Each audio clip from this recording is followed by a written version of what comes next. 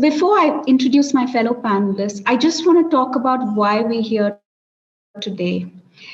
We've just heard a very, very inspiring session from Mr. Vijay Subramaniam.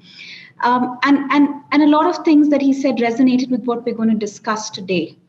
If we look at the situation today, because of the pandemic, the focus on gender diversity has fallen back a little bit. We've seen a number of job losses, especially for women. I was recently, reading a report that said the number of losses for women is about 47%, as against 7% for men. The economic gender gap, it's going to take us another 267 years to close that, as per a recent report by the World Economic Forum. At the same time, what's heartening to see is the focus on corporate India on advancing gender equality and equity in the workplace. Avatar produces a report on best companies to work for women every year, and it's heartening to see the representation of women at all levels increase year on year.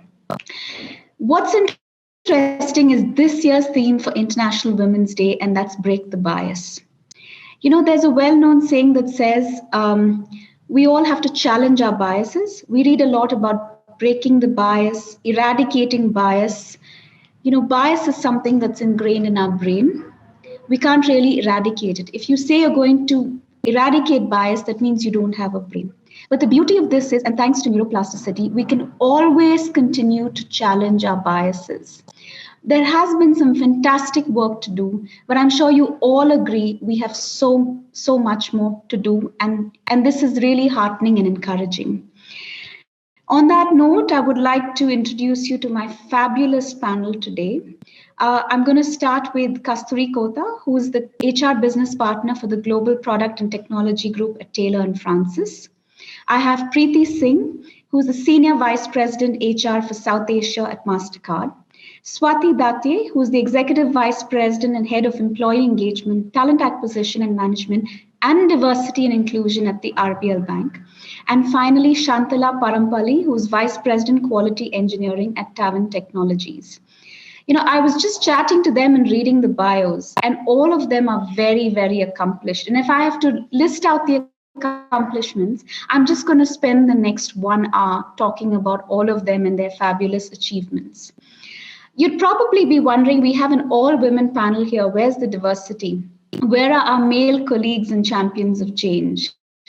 While we don't have a male leader with us today, we do have 4 very diverse women, and not just diverse in terms of their achievements and the organizations they work for, but even diversity in some of the hobbies and interests they pursue.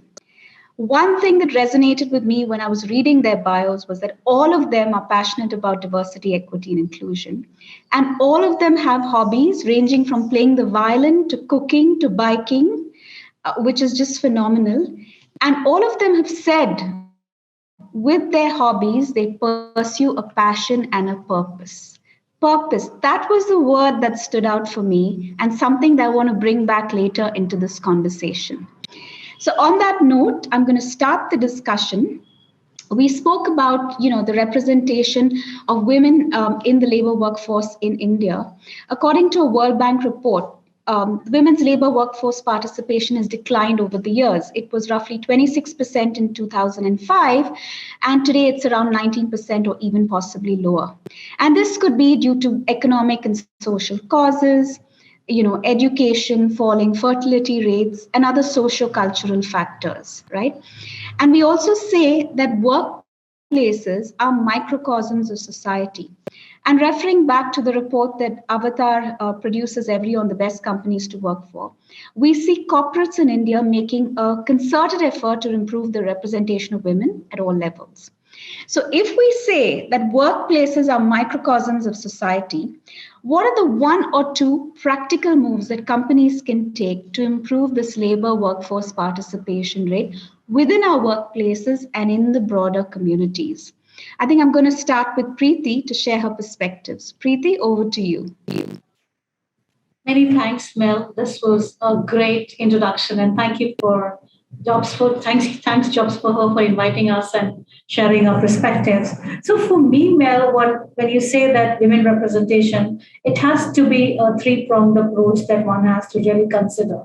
It cannot be the corporates that are looking at the employees that they have to increase the gender diversity and have more women in the work stream. But we'll also have to see that how we as organizations responding to the market. When I say the market, our customers, our clients that we are really here for. And the last element, which is very, very important, is the society. I'm talking specifically about, that's what, so people, colleagues, employees at workplace, market, the product and solutions that we are kind of providing to the wider community, and the third is society. For specifically talking about Mastercard, our strategy and culture are well aligned to achieve our business goals. And there's a unique initiative that have been curated to really boost the gender equality by focusing on the three-pronged strategy that I just spoke about. People, the colleagues, and the employees at workplace. We really focused on creating a dynamic and engaged, balanced workplace. Our return to work programs give experienced mid-career professionals who've taken a break to re-enter the workplace. We have something called Women Leadership Network. That's one of the 9 business resource groups that we have. It's got 31 chapters and supporting 3,500 employees. But fairly quickly navigating from employees, because enough talked about employees, I'd like to talk about the other element, the 2 pillars, which are very, very strong. One is market. So for what we're doing is creating a balance and equal access to the products and solutions that Mastercard as an organization has to offer. We're creating women-focused solutions to drive a greater financial inclusion. How women can access the financial systems, how they can use their money, and what they specifically need to move up to the financial ladder to the unique, and we offer them tailored solutions and technical solutions which are more specific to they're easy to understand, because we recognize that women tend to make more daily small household transactions, and they manage tight home budgets as well. How do we really ensure that they are financially aware to really drive that as an agenda? So that's the market piece. But society is an area that I'd like to talk much about it, Mel, on this forum. Is we kind of have identified that India has 63 million small and medium enterprises, and that employs around 114 million people that contribute to 35% of country's GDP. By the sheer volume and the value added by the MSMEs, one can access their impact to the Indian economy and thus see the critical role in Indian digital world. And just this, the introductory note said that we are close to 50%, 48.9% of women, and very important that we are as impact the society. And we certainly know, and for women specifically, prior to COVID, about 90% of the retail payments in India were done in cash. While some of these numbers may have changed a bit, but huge opportunity for us to really grow the digital payments ecosystem in the country and see that economic and societal growths are really impacted. We as Mastercard have kind of pledged that we will connect 1 billion people to digital economy by 2025. And as part of this effort, there's a direct focus on 25 million women entrepreneurs with solutions that can help them grow business. And to talk specifically about India, what we've done is we've partnered with USAID and Access, and we've launched something called as Project Kirana. Now, Kirana is something that, there are small, medium-sized entrepreneurs who are kind of setting up their businesses, but they're not really aware of the financial assistance where they can go and get that. So we're connecting to the banks, national banks, to the think tanks that can help them drive that business model that they're looking at, and take some, get loans, put the expertise into place so that they're able to put their businesses, small and medium term businesses. The commitment is really to really reboot and energize the Indian SMEs to see that small business, like they are kind of digitally enabled. They can go online. So it's not about cash only, because we also know that this MSME segment, and especially the women, they may not have an access to the bank account, and there are tier 2, tier 3 towns. And we'd like to really give them that access to the banks, the digital, which is using the POS machine, who's using the credit cards, etc. And in addition to that, we're kind of educating them with the inputs as in what could be the growth parameters for them, and how can they add value to the services. I mean, all of this is really done to empower women, own enterprises, to unlock the economic potential and offer them microfinance, as I said, and introducing them to the small finance banks to digitize their tailor-made products.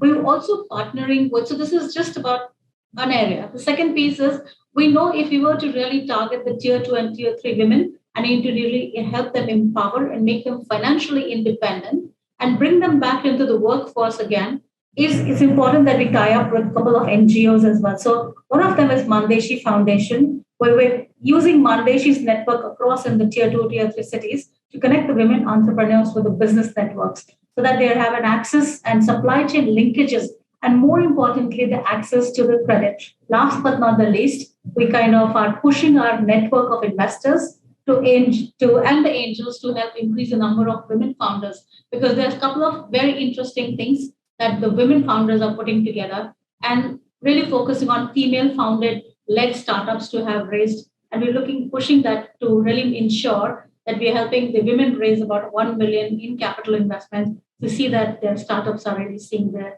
light of the day. So Mel, that was all that I wanted to speak about.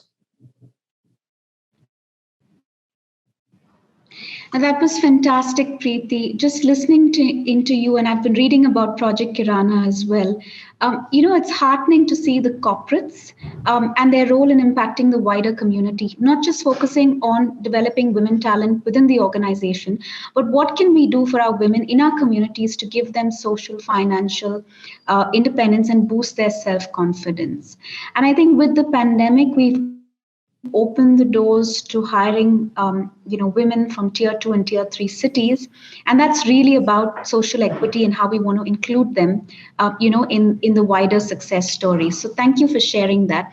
I'm now going to turn to Kasturi, we'd love to hear your perspectives as well. Thank you so much, Mellener, and thanks for Jobs for Her for setting up this platform. And it's so important that we speak more and more to spread the awareness. And Priti, it's amazing to see the building of ecosystem that Mastercard is looking at. What a fantastic efforts that is going in. With that, my perspective was more to bring on light that, by setting women empowered workplaces, of course, we can beat the women workforce deficit, certainly. But all said and done, it's easy said than done. Right. So equality in workplace can be convincingly achievable when there is absence of duality. What do I mean by duality?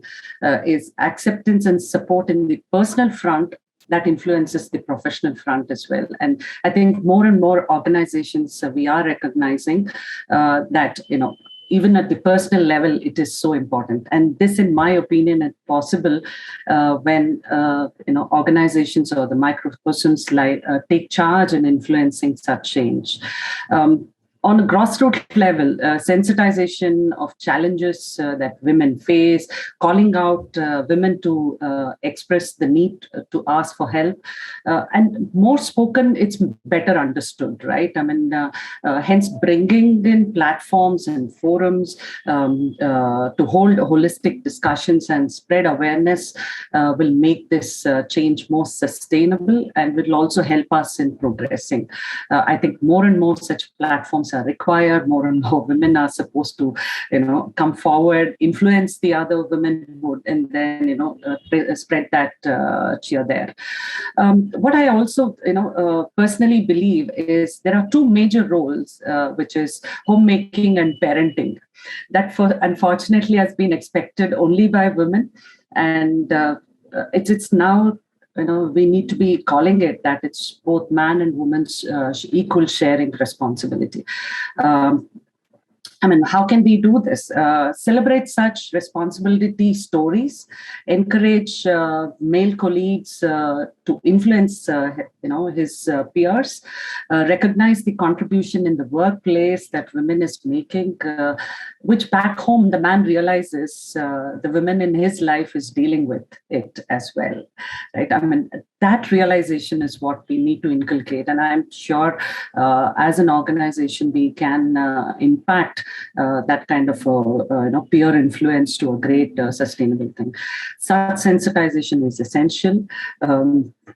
This might sound a little dramatic, but we need to make this more pragmatic, and it's quite possible, right? When we make some changes to meet such demands, how often are we encouraging and speaking about our challenges, to even attend a sensitization program and not, getting into a taboo?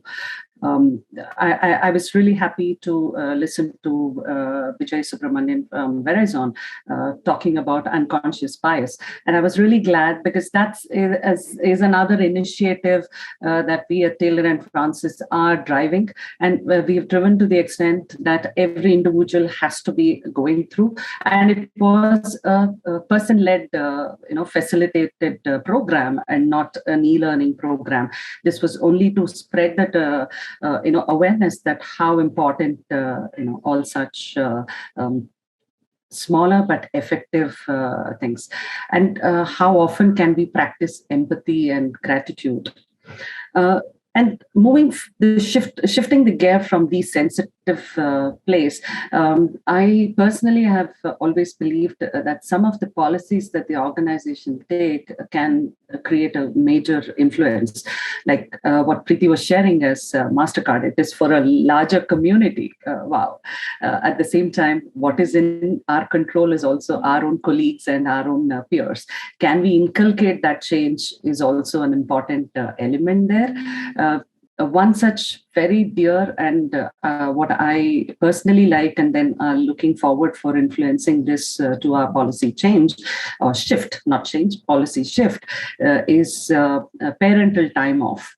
It's such a great example how we can inculcate the responsibility very quietly, silently, but very strongly into the neighborhood, into the family, into the, between the spouse is parental responsibility is an equal shared responsibility. And when an organization is coming forward and offering a parental time off, it is setting that kind of a standard that it's a shared responsibility. And these kind of initiatives will seed us towards transformation in the so-called social norms, which has not been so favorable to one of the gender when compared to the other.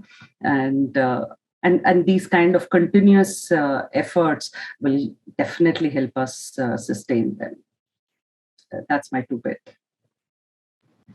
Thank you so much, Kasturi. Just listening to you and Priti, it reminded me of something when I was growing up. My dad, I think I was always the blue-eyed girl of my father, but whenever I asked him for pocket money, he would say, "Go ask your mother." And later when I asked him why, he would say, women are much better at managing their finances. Well, little did she know how much shopping she was doing on this side. But anyway, in the interest of time, I'm going to move on to my next question. Both of you have spoken about how we can improve women's labor force participation. And we've looked at how policies and benefits, impact that. I was reading a report by the Jobs for Her published last year, and it said that the number of companies who are now providing paternity leave, and this is outside of our legislation, have increased, over the years. I think it was a month back that I read an article in the Times of India of how companies are providing a benefit to their staff for egg freezing because more and more women are delaying having children. Having said that, and I'm going to start with Swati. Swati is passionate about diversity and inclusion, and she leads the agenda for RBL Bank, making sure it's intrinsically linked with RBL Bank's core values. So Swati, what are some of the policies and benefits or the differentiating policies and benefits that either the bank has introduced or in your opinion we can introduce to ensure that we have an inclusive culture for both men and women in the organization? Thank you, Mellener, and thank you, Jobs for Her, for this opportunity to speak at this forum. If you look at what we can do, I think each one of us would have done a lot of stuff in our organizations and in the communities that we serve. One of the things that we in RBL have done is, the first thing is we've signed up for this 2X Charter, where we committed to increase our women workforce to 40% by 2025. And that's a commitment we have made to our employees, to our stakeholders, to our investors, to everybody. So we are on that path to take our women workforce to 40%. As one of the things that we have done, we launched a program called the Retake, which is the returnee program, which I think all of us would have in different measures in our companies. The funny part was we launched it on 8th of March 2020, just before the pandemic. So the first few months, of course, took a hit. But, it's good to see that by now we have close to 60 women who have joined us in the last about a year and a half through this program. What we've also done is we've created a community of the Retake women who have joined us, where we share some of our learnings, some challenges, because even though women have come back to work, there are challenges that, the pandemic hasn't really helped. So there is a lot of sharing and learning we do through this community and, exchanging of, what has worked for each one of us. What we've, of course, also done is we have sensitization programs, and, Kasturi spoke about sensitization being an extremely important part. And, again, we don't do e-learning programs on this because, the best way to do it is face-to-face, though, of course, face-to-face is difficult in current times. Hopefully, in a month or two, we will start face-to-face, but we are doing sensitization programs across all levels in the organization. And, the good news is that we have a lot of active participation from our employees.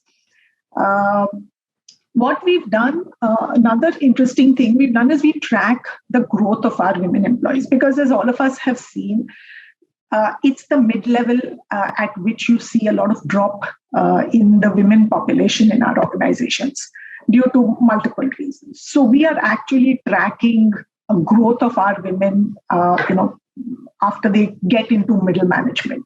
We've launched a mentoring program for women at middle management, because the other thing we have observed over the years is that that next step forward from mid-management to senior leadership is where you see a lot of drop happening. Women stay at the middle management level for multiple reasons. And, organizations don't, we often see organizations don't really help the cause.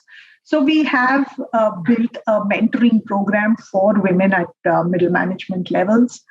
What we've done is about 2 years back, we started monitoring all the women who are on maternity leave during the performance assessment cycle. So what we've instituted in RBL Bank, and what was very heartening is every business leader supported this decision. We said that when there's a woman who's on maternity leave, you will not drop her evaluation. There will be no drop of her rating, as we call it in corporate world. You could up her rating if you believe that she did a great job during the period that she was at work. But under no circumstances will you drop the ratings. And we've held on to this. Business has been a huge support because they've all, agreed wholeheartedly to this. The other thing, of course, we've done is, tied up with consultants who focus on hiring women. And these days there are a lot of consultants who do help you to get women on board. So we've tied up with a couple of consultants who focus on helping us get women employees. We also bring in role models, because this was one of the things that in our conversations with women in the bank, we found that people said that we don't have too many role models to look up to at senior levels.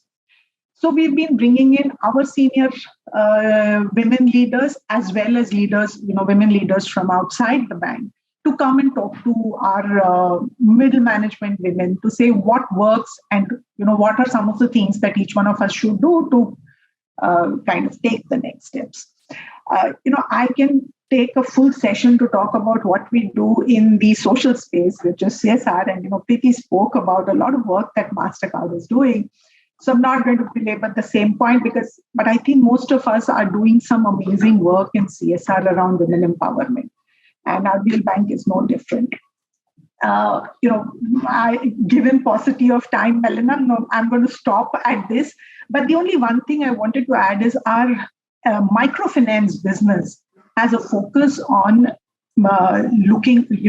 reaching out to women's self-help groups to help them, get financially independent. And I think so, whether it's in the social space at the society level or internal to the bank, I think there are a lot of things that we are doing. We're hoping that by 2025, we will have crossed the 40% mark that we have set ourselves to. So, Mel, I'm going to stop here and hand it over back to you. Thank you. Thank you, Swati.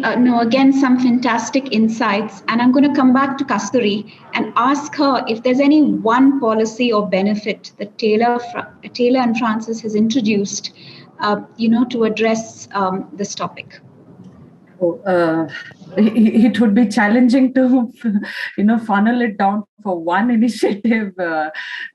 I mean, because there has been several, not just one, for being led by a woman CEO, the empathy and gratitude that she practices, she walks the talk there.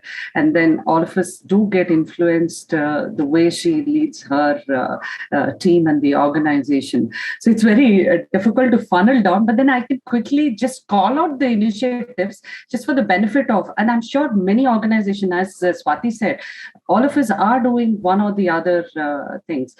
So I think what was very supportive for us was a constant communication right from the top leadership, and then expressing gratitude and empathy at every frame of work, and then also encouraging the teams, the micro teams, to even continue doing that, and then things like facilitator-led unconscious bias. And then work-life integration was such a beautiful thing. And trust me, the flexibility or flexible or balanced working, we didn't need a pandemic to get there. Even before pandemic, Taylor and Francis was evaluating, and we were setting our policies and the processes in such a way that we can get into that work-life integration. And of course, pandemic made it easy for us to implement. And then the focus and coming forward in terms of wellness program exclusively for women, and also setting up coaching and mentoring sessions for the organization, and then encouraging people to take these path in their development, career development journey. So these have been fantastic. And then very small, but then very significant is bounce back vacation. Many of them have come back. I mean, for the tough trials that the whole organization and people are dealing with, it's a kind of a small gratitude saying, okay, you get another 5 days extra bounce back vacation. So just take and then relax, and then, bring in more life to the work while you're dealing with, the hardships of what pandemic has put forward. So there are several, and I think these were on top of my mind, Mellener. Thank you, Kasturi. I just love the bounce back vacation. I'm actually dreaming of vacations right now, but with what's going on in the world, unfortunately, that especially traveling outside of India right now seems like somewhere far couple of months down the line. But I think irrespective of vacations, we all need that time to recharge our batteries, even if it means going off WhatsApp groups. So bounce back is the order of the day. Before I look at some of the questions from the audience, the buzzword today is technology. How do we upskill our workforce to meet with the on-demand skills and women in tech? And according to a groundbreaking report from UNESCO on girls and women's education in STEM, we still see some challenges there. And this is my personal opinion. I do believe it's in the socialization process, especially in a country like ours, which is steeped in a culture of patriarchy. Boys and girls are brought up in a certain way. that they should do and should not do things. And I think one of the biggest misgivings there is teaching boys that you should hide your emotions and boys shouldn't cry. And what careers, boys and girls do. And I know my nephew wants to be a chef, and my brother and sister-in-law are disappointed about it. So when I asked them why, they said, how can a boy cook as a profession? And these are well-educated people. So we have a long way to go in challenging our biases. But I think I have two experts here who've done phenomenal work in this space. And I'm going to start with Shanthala. So the question, Shanthala, that I have for you is, what can companies do to accelerate this journey in developing women to upskill themselves and meet with these on-demand skills? I'm sure somebody like you with over 28 years of experience working for Tavant has fabulous insights to share. So we'd love to hear them from you. Over to you. Thank you, Mel. Sorry, Shanthala, can you hear us? Yeah, I can hear you. Can you hear me? Can you hear me? You can, right? Yes. Okay. Yes. Okay. Thank you, Mel. Thanks for the opportunity. So, going back to what you said about your nephew, in this world where men are engineers and women are expected to be nurses, not even doctors, right? So, I think one of the biggest changes that have to happen is from within. Company comes next. First, the woman has to make up her mind that she is in the tech space and she is going to need to upskill herself. And that itself is a bias that I think a lot of us women have against ourselves. I have seen this myself. I have faced this myself. I've been in tech for 29 years now, right? It was not easy. There have been frequent times where your need to upskill every now and then kind of is so much that you just don't have the time with the number of jobs and roles and everything else that you're juggling, right? It's never, never easy. But I would say to all the women out there aspiring, already there, have been, has been, will be, all kinds of women in tech, please make up your minds that you need to stay current if you want to. Because if you don't do that, you cannot expect your organization to do anything. The organization can only give you a framework. It can only give you a platform. Unfortunately, we are still in the situation where you have to fight your way through the framework. The framework may exist, the platform may exist, but no, it's not going to come to you on a platter, right? You have to go grab it, unfortunately. Having said that, coming back to the organization, any organization can create the platform. But sometimes, unfortunately, we are still in a scenario where you need to give that much little extra to a woman to be able to upskill, right? What Tavant has done is we took the existing upskilling framework, right? We have a framework for upskilling where everyone has a primary skill, a secondary skill, where everyone, has one aspiration that they can go after, which Tavant supports. But for women, what we have done, we've created this as a policy and it's largely in place, is always have a +1. It's not just a lateral movement in terms of skills, but how would you like to do more? And then go after them to speak to their managers, speak to their teams, create that much more time for them. We can't speak to their families and say, give them more time. All that we can do is what we can in the workspace, right? So we make sure that the team gives these women the time off to be able to follow the upskilling. And the women mentoring program that I happen to lead, by the way, in Tavant, also make sure, I actually sit down and talk to women about what's actually preventing you from doing this.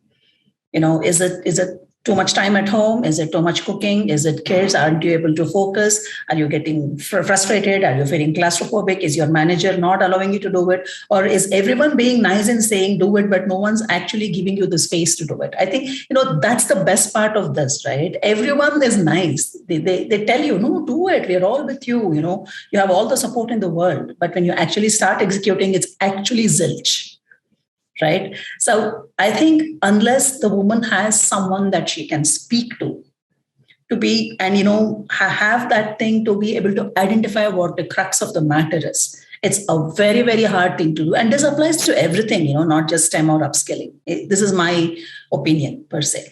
So on the tech front also, on the, actual STEM front also, what Tavant has done is, in addition to this framework of upskilling and everything, is look at performers. We have our own performance assessment system, rating system, etc. Right? But look at high performers, especially in the tech streams, and their approach for a fast track. kind of program. So fast track is not necessarily only the standard progression in terms of promotions, but also on whether they would like to, pursue that in a technical path, or would they like to move on to an administrative path or a managerial path. There are various such paths. It's not a perfect system, but it's a system that Tavant has put its heart and soul into, just so that women can come up front. And what Tavant also is doing is a return to work program, which has been nothing to do with the pandemic. It's been running in Tavant for the last 5-6 years, where specific for hiring, we specifically target women who've taken a break from work. It's called Revive. Right? Very specifically, these people, and they brought in. And when we do the interviews, there is a very conscious, instruction, mentoring that happens to the interviewers, and you are not going to look for a perfect match. If this is the JD, if this is the job description, you're going to look for maybe a 30 or a 40% match in terms of technology, but you're going to look for a 70-80% match in terms of attitude.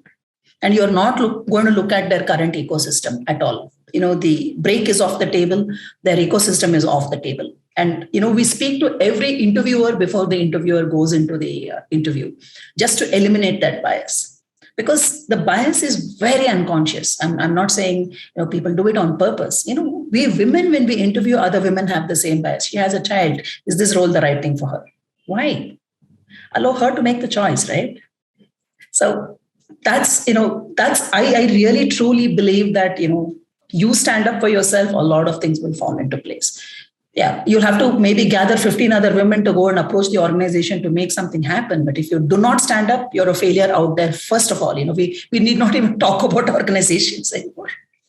Sorry, I know I've been ultra passionate about this. I'm also on the DEI part of Tavant's initiatives. And more than diversity, I believe in equity. I think we've been talking about diversity for 40 years, right? Time we move past that and start talking about equity and equality. Thank you. I don't know if I answered. I so agree with you, Shanthala. Thank you. Yes, you did. Thank you so much.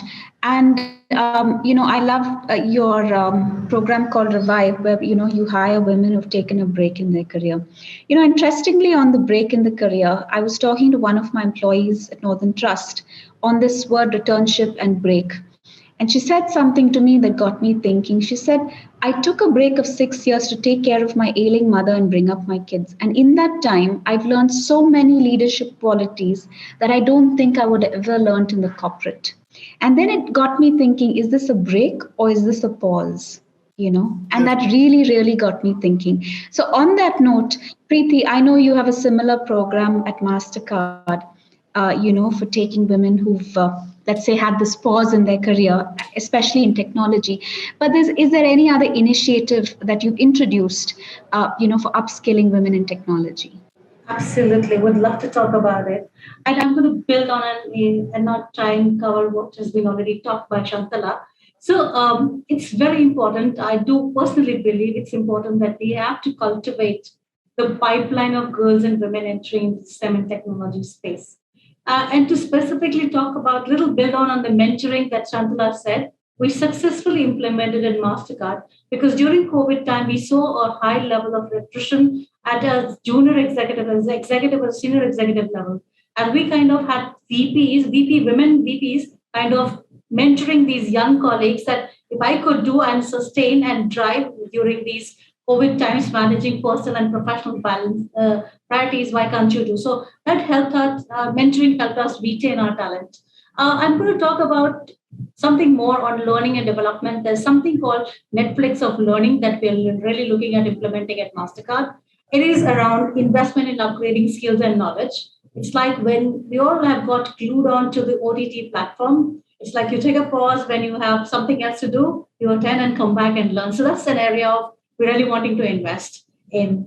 Talent marketplace. So that's another very newer initiative that we put in place, where Space created an internal talent marketplace. Rather than going externally, we're really inviting internal women talent and offering them the opportunity to really work on some of the very interesting projects, short-term projects, assignments that helps them really connect with their global counterparts. So truly creating global citizens within our own organization and in a way kind of inculcating a cultural aspect that is giving to our women colleagues who can work with different nationalities. At some point of time, they're open to relocation. We can move them to another location. So mentoring, Netflix of learning, internal talent marketplace is the additional items that we're kind of doing. Talking specifically, because I spoke about the pipeline building, it would be prudent that and that's all about women. And we have something called as Relaunch Your Career program for women on career break. And I saw a note on the chat window that compensation is differentiated. We don't differentiate the compensation. It's the same level that individual brings to work. If there's a manager that needs to be hired and who's taken a career break, we will offer the same compensation. So that's, but then it is also important that we kind of build this pipeline for the girls who are wanting to come and join the stream. And we are focused on specifically at Mastercard, we focused on educating girls on science, technology, and engineering, mathematics, which is STEM. And we have a program, signature program called Mastercard Girls for Tech. And specifically in India, in partnership with one of our partners, we have trained 1,200 teachers in 350 villages.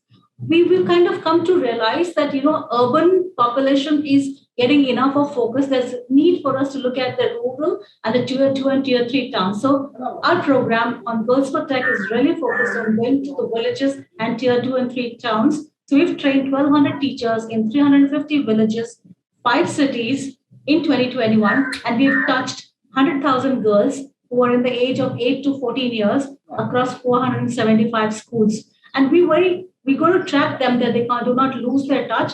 And we will see that these girls who are in 8 to 14 years of age, they pursue in their college, STEM in college. And at some point of time when they're ready, we would love to bring them to the corporate world. And if Mastercard is the place of choice that they like to come, we'll be more than happy to come and we'll welcome to the organization. So those were a couple of my inputs. Fabulous, Preeti. Absolutely fabulous. And thank you both, Preeti and Shanthala, for sharing your perspectives. In the interest of time, I'm going to start looking at the questions that we have from our audience. There's one very interesting one. I'm sure all of you have experienced it at some point in time. So here's the question. At any point in your career, have you experienced bias of any form at work, and how did you deal with it? Swati, would you like to take a go at answering this question? Sure. So, there are multiple biases. But one thing I've seen, and I'm sure everyone here would have experienced it, that when you are in a meeting room, and typically there are more men than women in the meeting room, I have found very often that there is a tendency to try and drown your voice. And this is not just here in this organization. I have experienced this in my previous organizations also. And I have taken a stand that you will need to listen to me before I'm happy to be, don't have to agree with what I say, but I want to make it sure that I have my voice heard. So, we've kind of started creating our own, sign language between women in our teams to ensure that we do not get our voice drowned in all the cacophony that's happening typically in meetings. I think by now, when I walk into a meeting room, I have found that men know that, she's not going to keep quiet. And it's not because I want my voice heard. I'm saying if we are joint partners, I have a voice as much as you have, and I have as much right to get my voice heard. You don't have to agree with me. You don't have to follow what I say because I'm saying it, but I need my voice to be heard. And this is something that we've been, trying to help all the women who work with us follow it. Some succeed, some don't, but I think it's all a learning process.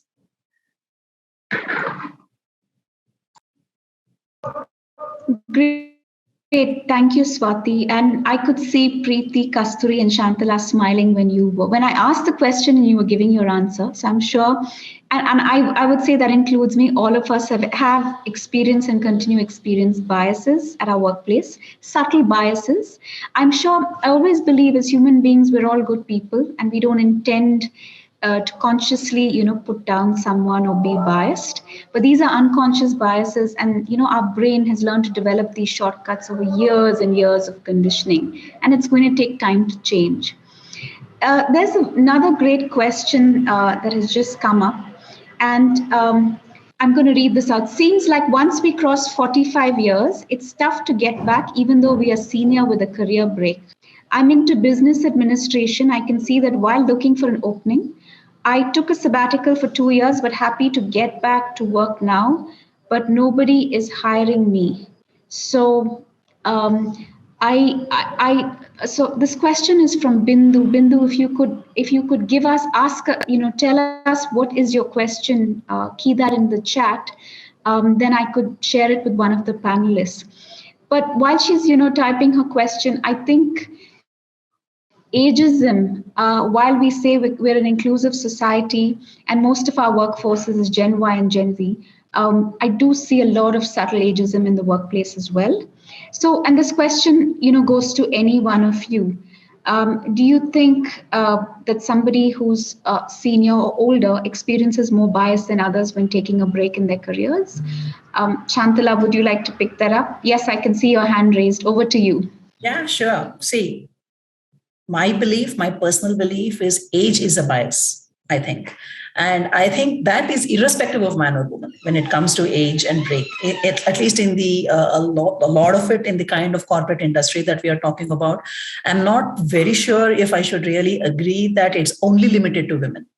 Now, women as a bias is existing already, but age is a common bias when it comes to hiring. And I'm sure anyone who's from the recruitment side of any corporate is going to say the same, right? Because unfortunately, and I think this is largely in India, there is this progression in career related to tenure and age much more than merit and performance, right? Which is a very sad state of affairs, but that's what it is. But having said that, there are companies, including Tavant, if we have the right position open, where age is certainly not a factor. Certainly not a factor. Now, because I know what I know of Tavant, I can also tell you that being a woman at that age is certainly even more of, not a factor. But in general, unfortunately, I would agree with Bindu that age is an issue. I don't have a solution, right? I can only tell you from my company's standpoint, but this is what I genuinely feel. No, great. Thank you so much, Shanthala. I think in the interest of time, we'll take one final question. And this is again on return to work programs. We get to hear a lot about return to work programs. However, are we considering equal compensation? There is a notion that if someone is on a break, they lack excellence and eventually get paid extremely less. So I think I can start with that. We definitely don't consider the break as a barrier to compensation. We compensate people for the skills and the role on offering. Just last week, I was on another panel, and it was one organization, I think it was Akamai Technologies, who shared something really groundbreaking, that they're looking at compensation systems based on market parity. They're not even asking new hires for what their previous compensation was or their last 3 months' pay slips. And to me, that is a classic example of equity. So maybe Swati, would you like to add to that? And when we hire people on breaks, how do we look at compensation?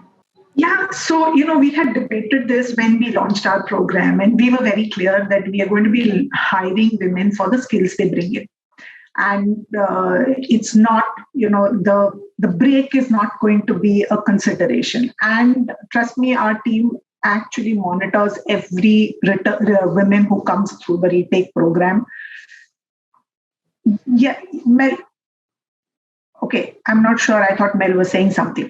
So I don't think that compensation is a bias, at least in companies that are far more evolved and who understand the need for equity, not just for the women who come through retake, but for all women. We do actually do a check on pay parities to be sure that there is no bias creeping in anywhere. So we do this exercise once a year where we actually check on pay parity across all levels and across both the genders. So I hope that answers the question. Yes, it does. Swati. And in the interest of time, I know we had one question on male allyship. And just before we close the discussion, something that I wanted to share. For International Women's History Month, we asked a few leaders, 3 men and 3 women, to share their we shared yesterday was from a male leader. At the end, he shares a quote from Eleanor Roosevelt to say that a woman is like a tea bag. You never know how strong it is until you put it in hot water. And then he also adds that after thanking his mother and sister and father, he got pulled up by his wife when he was reading the story to her for not including her as one of the list of strong women.